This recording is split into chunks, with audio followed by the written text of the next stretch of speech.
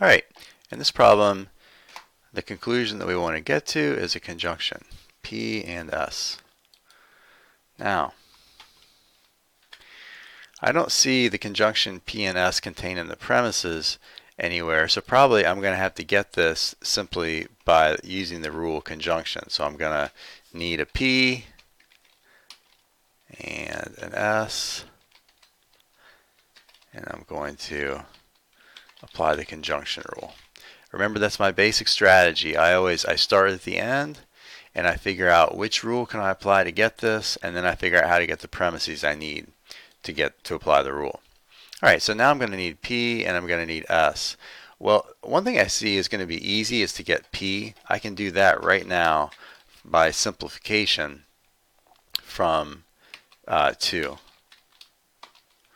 Okay, so now I just got to figure out how to get S. And I see S is at the end of this conjunction here. I'm sorry, not conjunction, this conditional statement. So I could apply modus ponens to 1, and that'll give me S, which means all I need is the antecedent to this conditional statement, P or R. Now, how can I get P or R? Well, actually, that one's pretty easy, because now that I've already got P, P or R follows just from addition. So now that I got rules that justify every step, I'm done. So all I got to do is number everything now. All right, so that one's justified. We applied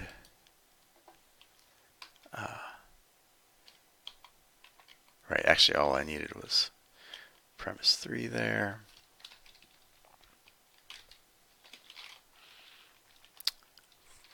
Four and 4 and 5. Now you always have to do the numbering at the end, because I don't know how many steps are going to be. I don't know what number each step is going to be when I do it. I figure that out at the very end, and then I go back in and apply. So work backwards from the beginning just like that.